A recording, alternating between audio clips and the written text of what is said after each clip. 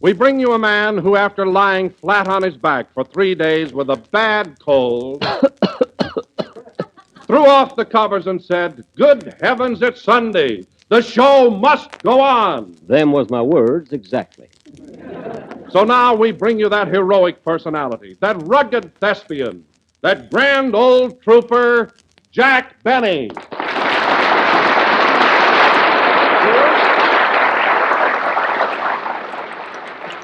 Thank you. Hello again. This is Jack Benny, that red-nosed flugey with a sniff.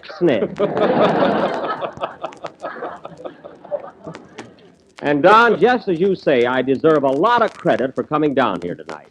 No matter how an actor feels, his first duty is to his public. Oh, you're right, Jack, and I'm mighty proud of you. Why, Don, I've always been like that.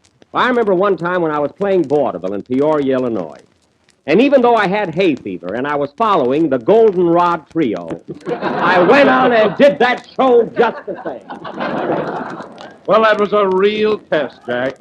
But no kidding, Don. For the last 3 days, I've been a pretty sick boy. And if it hadn't been for my physician, Dr. Jerome Schmink, I doubt that I'd be here today. Dr. Schmink?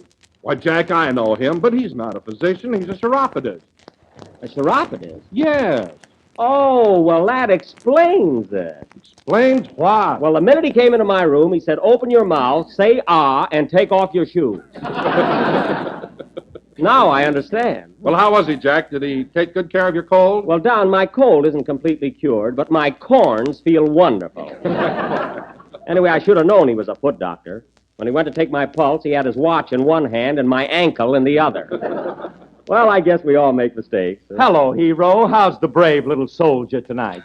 Well, I wouldn't joke about it, Phil. My illness was much more serious than you think. It was, huh? Yes. My doctor told me that if my cold was one germ worse, I'd have found out if angels have dirty faces.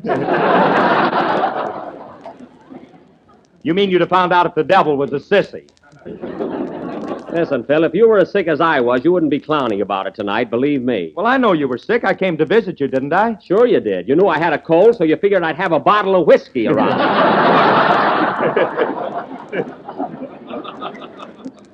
That's why. Yeah, and that was some stuff you had, too. Wow. Yeah, what was the matter with it? I took one drink and my inlays did the Lambeth walk. Well, it serves you right.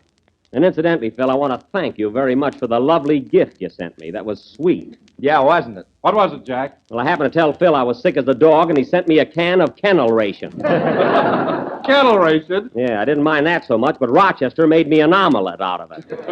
Oh, hello, Kenny. Hello, Jack. Is your cold better? Not much, Kenny. But as weak as I was today, I jumped out of bed, grabbed a taxicab, and rushed down here to the studio. And why did I do it? I don't know. Is it because you're a ham? No, and don't be so fresh. And another thing, Kenny, at least you could have come to see me while I was sick. Yeah, Kenny, you should have gone there just for laughs. What laughs? Now, Phil. When I went up to see Jack, he was wearing a nightgown. A nightgown? Gee. Well, certainly I was wearing a nightgown. It creeps up around my neck where my cold is and keeps me warm.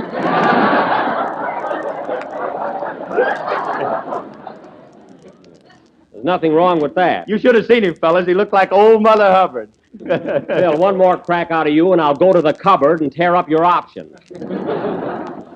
I was talking to Kenny, so you keep out of it. Oh, boy. I bet you were a riot in your nightgown. Yeah, Kenny, if you'll come out of your hysterics for a minute, I'd like to ask you who won that Thanksgiving turkey you were selling tickets on last week. Oh, that? Yeah. Oh, a fellow by the name of Baker. Kenneth L. Baker.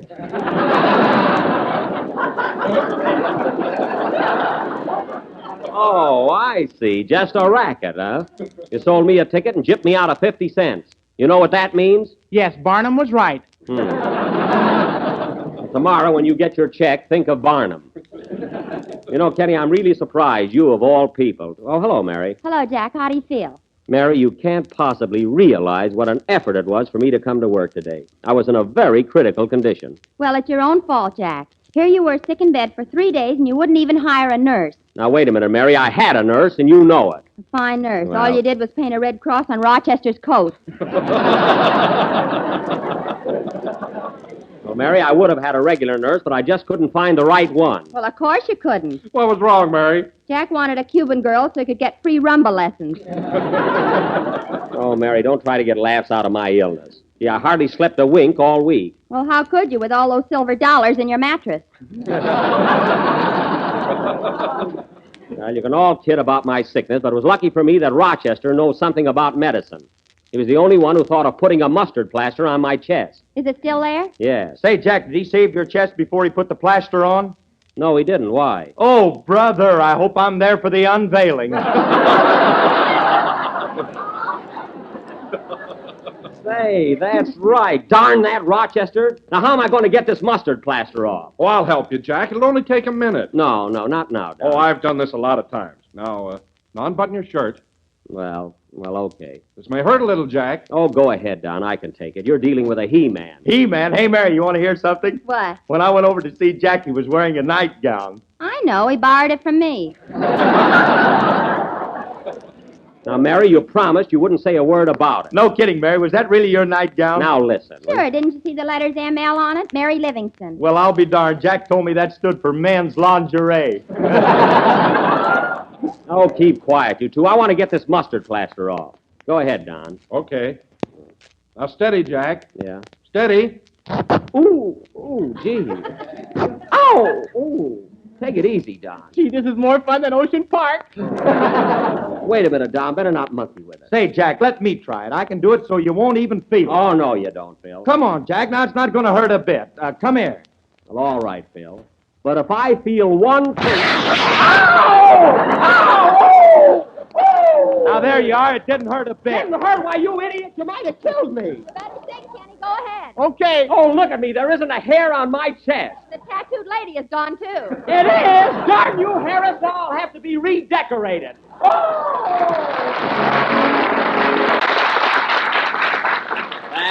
That was My Reverie, sung by Kenny Baker. And now, ladies and gentlemen... Ooh, my chest still hurts. Darn you, Phil. And now, ladies and gentlemen, before introducing our play, I would like to announce that next Sunday night we are going to do our broadcast from Radio City, New York. And the whole gang of us are going to be there. And aren't we, fellas? We are. I don't know about you. Oh, I'll be there. Gee, it's going to be nice to see New York again. But, Jack, if you've got such a bad cold, what are you going to New York for? I understand they're having pretty bad snowstorms back there. Makes no difference, Don. I've got to be there next week. Well, what's all the rush about? What's so important? There's a sale at Macy's. That's not the only reason I'm going. I've got an appointment with a big New York producer. You know, fellas, the Shakespearean cycle is on again in New York.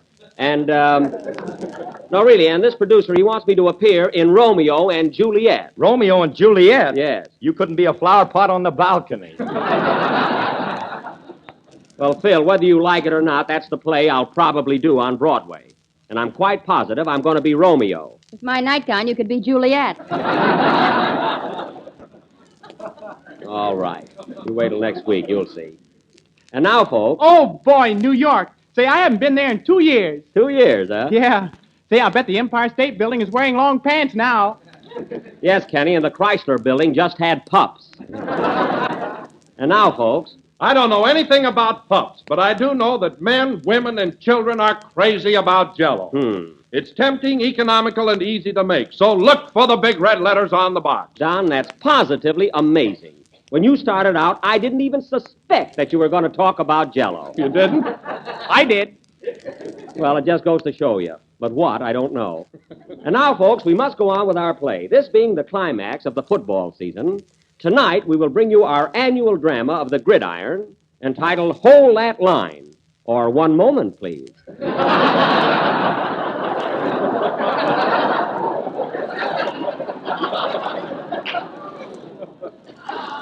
Now, once again, I will play the part of Flash Benny, the famous football coach. Kenny Baker will be right end, Phil Harris left end, and Don Wilson will be the backfield. Now, hold on a minute, Jack. Hold on, Jack. When the whistle blows, the backfield has to spread out. Well, you've been doing all right up to now.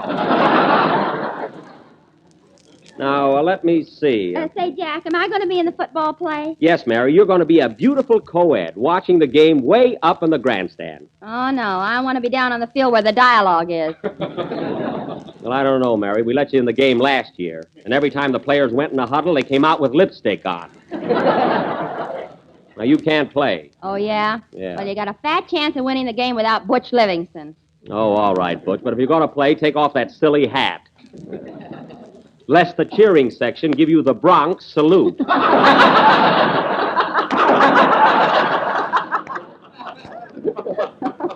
You ought to see this one, folks. It looks like a plate of borscht.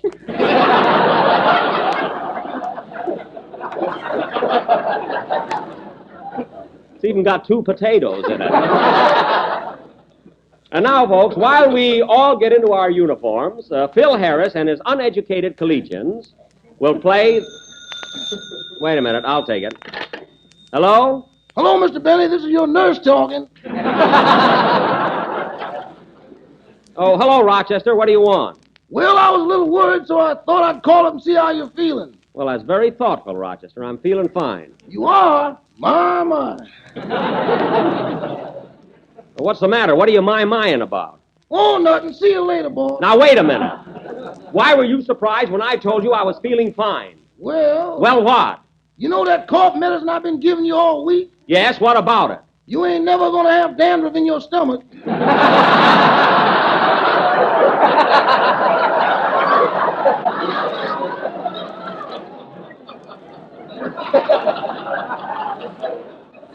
Good heavens, Rochester, did you give me that hair tonic? I told you 1,000 times to read the label. I told you 1,000 times I can't read. Well, you should get glasses. That ain't gonna help any. Well, never mind that. I'll see you tonight. So long. So long, boy. Hey, wait a minute. You know that mustard plaster you put on me this morning? Yes? Well, I had an awful time getting it off. Why didn't you shave my chest first? Shave you? Yes. Look, boss, I don't mind being a butler, a chauffeur, and a nurse, Yeah. but when I get a razor in my hand, it's for defensive purposes only.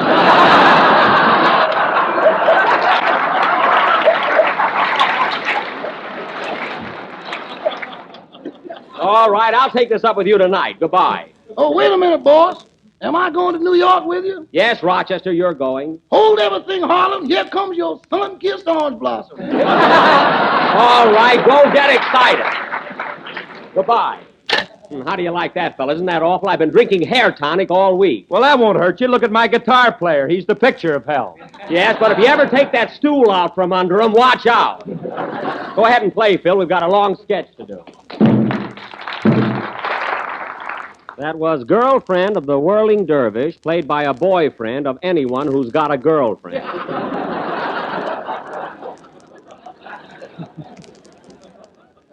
And now for our football play, Hold That Line. The scene is Flatfoot College, located in the thriving little town of Toboggan Slide, Indiana. The first half has just ended in the annual game with Meatball Tech. The coach is giving his team a pep talk in the locker room. Curtain music.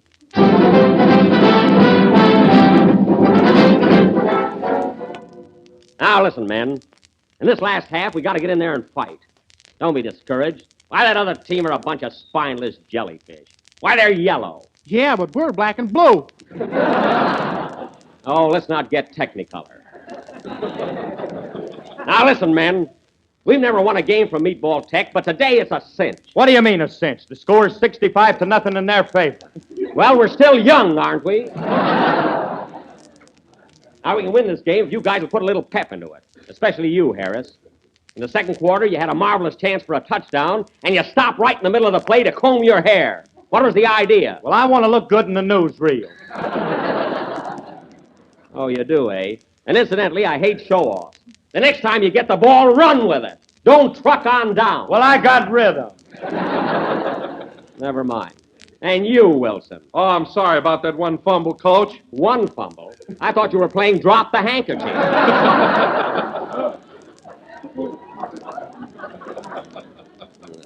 And you, Butch. What is it, Coach? You're a great help, too. In the last play, you were penalized 15 yards for holding. Well, he was handsome.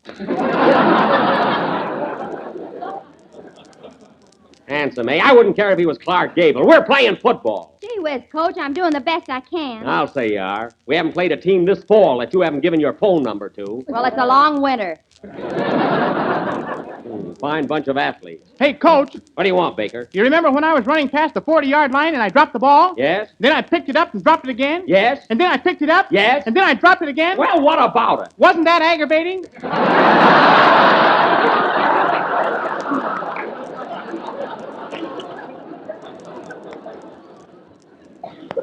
It certainly was.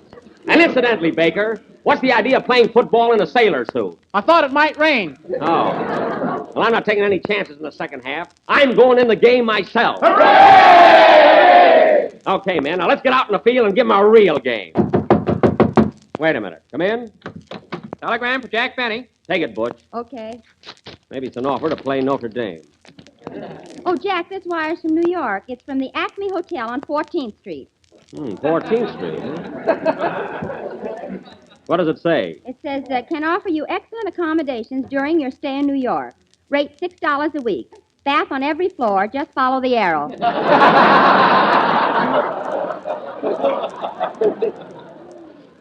Well, Can give you a lovely room overlooking a tomcat. Tomcat. Above rate includes a continental breakfast consisting of a New England boiled dinner. Oh, I see. Signed, Anxious. That sounds attractive. $6 a week. But it's really too far from everything. You know? Hey, Coach, what about the football game? That's right. Now remember, men, let's get out in that field and fight. We'll win this game, or my name ain't Flash Benny.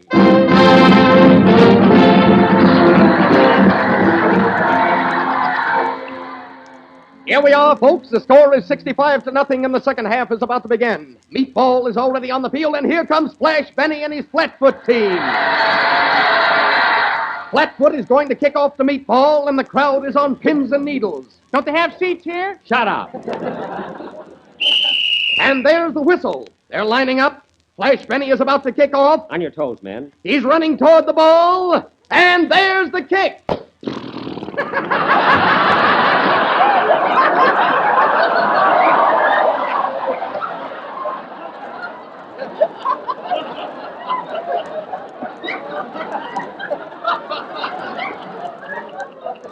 Darn it, I forgot to blow it up.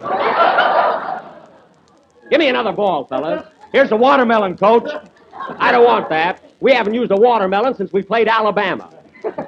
Hey, Wilson, give me that ball you've got. Oh, no, it's mine, and I want to kick it. All right, you big baby. I hope you stub your toe. Baker, you hold the ball for the kick. Okay. There they go, folks. A new ball is being held in place by Baker. Big boy Wilson is about to kick off, and here comes the kick. Wow, what a kick! Gee, that ball looks awfully big. That's me. Penny, come down here. Wilson missed the ball and kicked Baker. Meatball receives Baker on their own 40-yard line. That's your fault, Wilson. What's this? It's a fumble, and Flatfoot recovers the ball. Take it away, field. All right, fellas, we got the ball. Now, here's our chance to pay off the mortgage and get our dean back from the finance company. Let him stay there. That's a fine spirit. Now, listen, Wilson. When the ball is snapped to me, I'll throw it to Harris. He'll pass it to you, and instead of going through center, you run around your own end. What are you laughing at? You better take lunch. It'll be a long trip. Never mind that. We'll try this play for a touchdown. Now get in there, Harris, and give those signals. I'm sorry, Coach. I forgot them. Forgot the signals? So did I. Fine thing. What'll we do now? Let's change partners and dance. No, that won't do. I know. I'll call the signals myself. Come on, men. This is our one big chance. They come out of the huddle. They're lining up now. Flash Benny is at quarter. All right, men. Signals. 1 for the money, 2 for the show. I'll take the ball, and away we go. I got it. Benny has the ball. He passes it to Wilson. Wilson fumbles it, and Benny recovers, and there goes Benny down the field.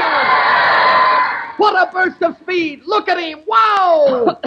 Oh, my chest. Wow, can that boy run? Look at him go. 20 yards, 30 yards, 40 yards.